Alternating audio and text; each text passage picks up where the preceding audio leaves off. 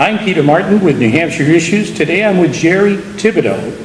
Jerry's a businessman and a lot more. I'm going to let him explain some of this to you, but the reason being, a lot of people think there's only one person running in the Republican primary, and this is for executive council. Now, one thing that's important here, there's a difference between the governor's council, which doesn't even exist, and the executive council.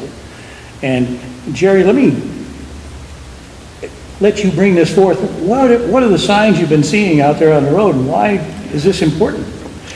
Well, I wasn't really going to go there, but Ray Burton is advertising that he's running for the governor's council with an apostrophe S. Well, that's possessive, and that means that the governor owns the council. He's actually on the executive council, which is what I'm running for, the executive council, which is to keep the governor in checks and balances. You know, we're supposed to approve or disapprove judges for all levels of court, including the state Supreme Court. We're supposed to approve or disapprove department heads and commissioners. And the biggest thing that we approve is all the contracts that are delved out. You know, the millions and millions and hundreds of millions and billions of dollars worth of contracts that go out every year.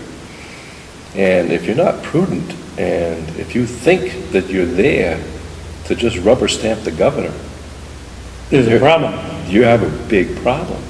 So in other words, your position as executive counselor is protecting us, the taxpayers and voters in the state, from an unruly governor, should that ever happen.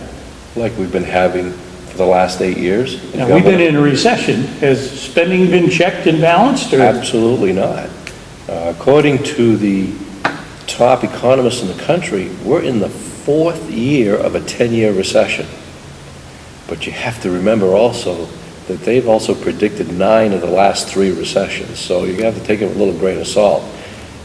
But knowing that we're in the 4th year of a 10-year recession, and we're still spending like fools, we're approving contracts that have nothing to do with daily living, that have nothing to do with our needs, they're just wants. We don't need that. Ray has just forgotten that he was elected to advocate for the taxpayers. Now, don't get me wrong, Ray's a nice guy. Well, everybody likes Ray. I like Ray. I know you like Ray. I like Ray. But there's a problem. He's a real nice guy. If you have a problem, all you have to do is contact Ray, tell him what your problem is, and he will try to find somebody to contact you and resolve your problem. And then if it's good, if it was resolved, then he'll call you back and say, how did it go? And if it wasn't resolved, well, he kind of forgets to call you back. Well, let me go back to the very beginning here. You waited to the last minute to run.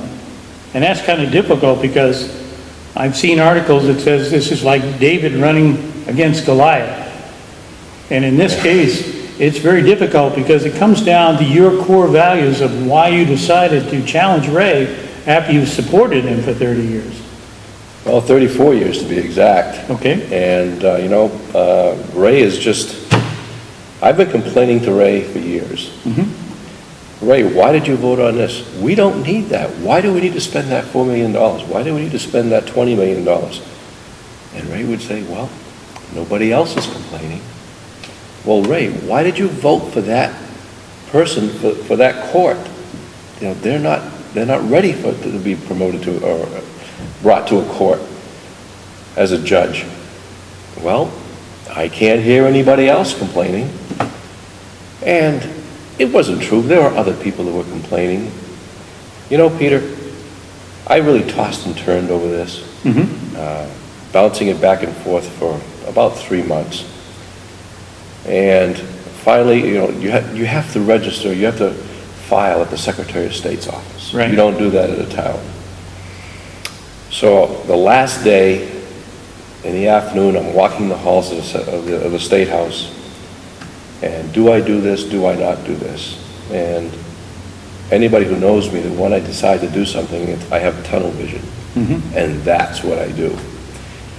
And so a half hour before deadline, I said, doggone it, put up or shut up. You know, get in there. So I got in and filed and gave the clerk my $25 check. And she took that and she looked at it and she looked up at me and she didn't say a word. And I walked out and said, okay, now you've really taken on the monster. And I don't mean Ray being a monster, I mean the job itself being a monster.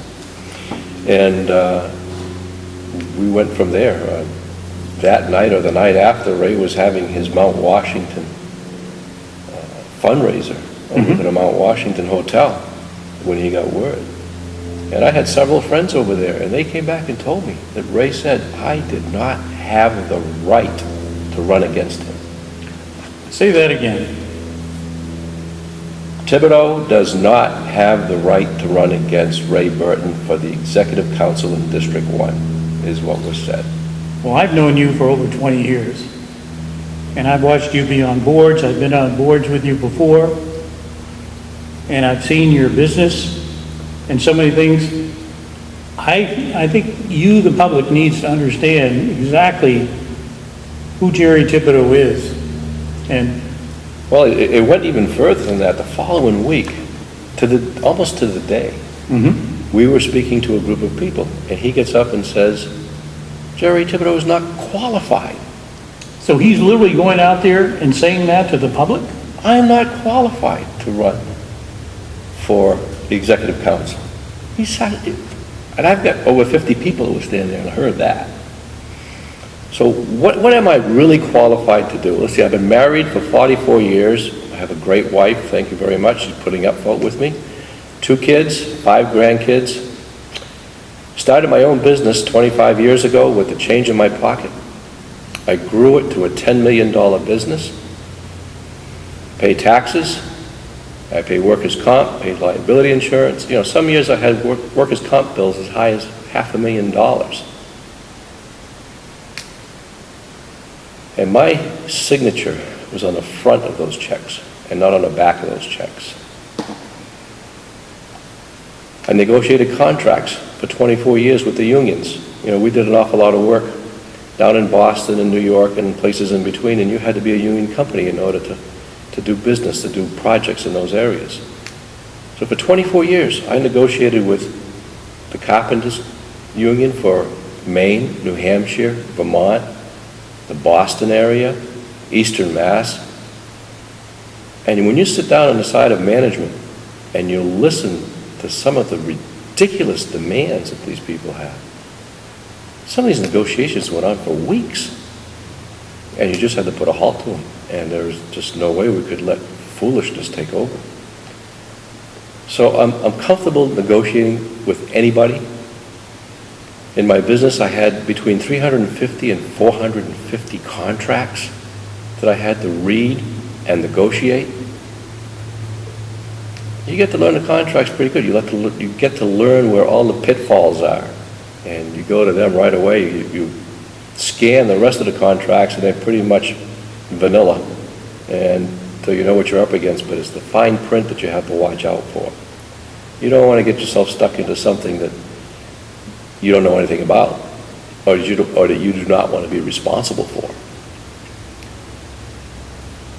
I spent 2 terms with the Manchester Republican Committee. I was chairman.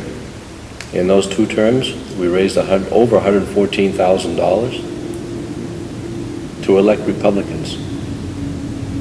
I'm in my 4th year with the Grafton County Republican Committee. I'm the finance chair with them. And in 4 years, we're just a little over $100,000 with the Grafton County Republican Committee. You know, and that is to elect conservative Republicans. We don't want people going out there spending your money on every whim. I was on the board of directors for the Wildlife Federation, and that's an important institution where anybody who knows anything about the Wildlife Federation, you're talking about your wildlife in your state. You're representing your hunters, your fishermen, and your wildlife also. You have to preserve it. I was on the committee for the Sensible School Funding.